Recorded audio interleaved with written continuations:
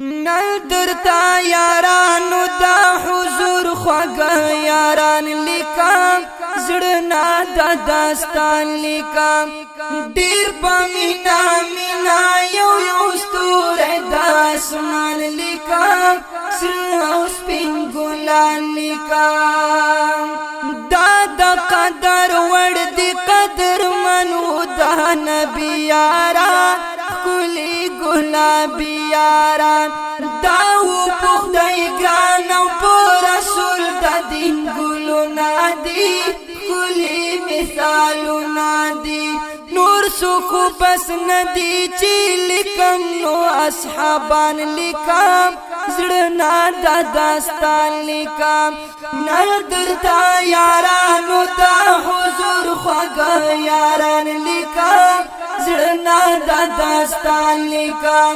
دیر پا مینا مینا یو یو ستور دا اسمان لکم سر او سپین گلان لکم ہر زکی یہ کڑی دا پاتیم دیر خدمتو نادی کڑی ہجرتو نادی دل دا پارا دوی چخ پل بچی لزان جدا کرلو پاک اللہ رضا کرلو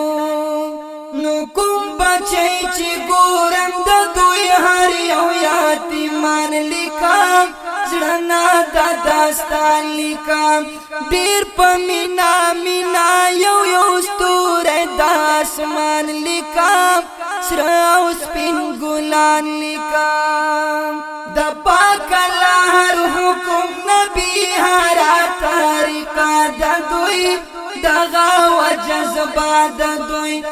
نبی جانی دوی دا دنیا او دا دنیا قیمت غاڑی دا عقبہ قیمت زکا خدای بخلی و دنیا کی جنت یار لکم زڑنا دا داستان لکم دیر پا مینا مینا یو یو ستور دا اسمان لکم سراو سپین گلان لکم سمرو دا خلق دا نبی مینا کی مست خلق دین سارا پیوست خلق بنا کی رگونو ٹول زگر کے بسم دا غوڑی مینا دا آقا غوڑی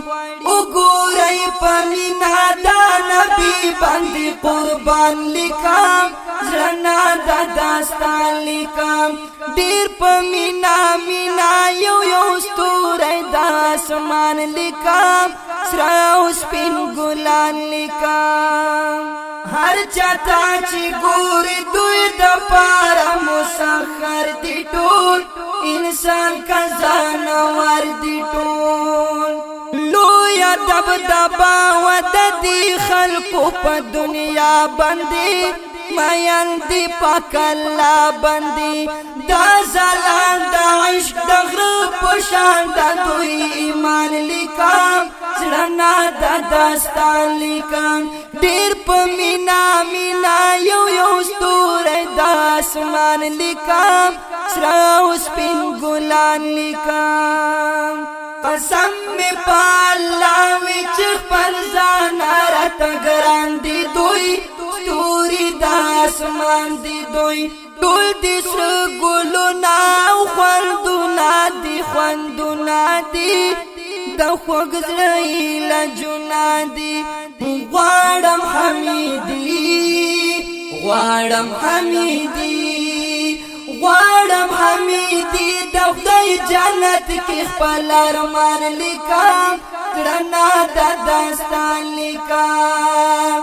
نل درتا یارانو دا حضور خوگا یاران لکم زڑنا دا داستان لکم دیر پا مینا مینا یو یو ستور دا اسمان لکم سراو سپین گلان لکم د خپل یو غمجن شعر په आवाज وړاندې شو په ډیره مینه د حافظ نور قاسم صدیقی ریکارډینګ نوشاد اسلامي سټوډیو مدینه مارکیټ چونګی نمبر 7 کوهاټ والسلام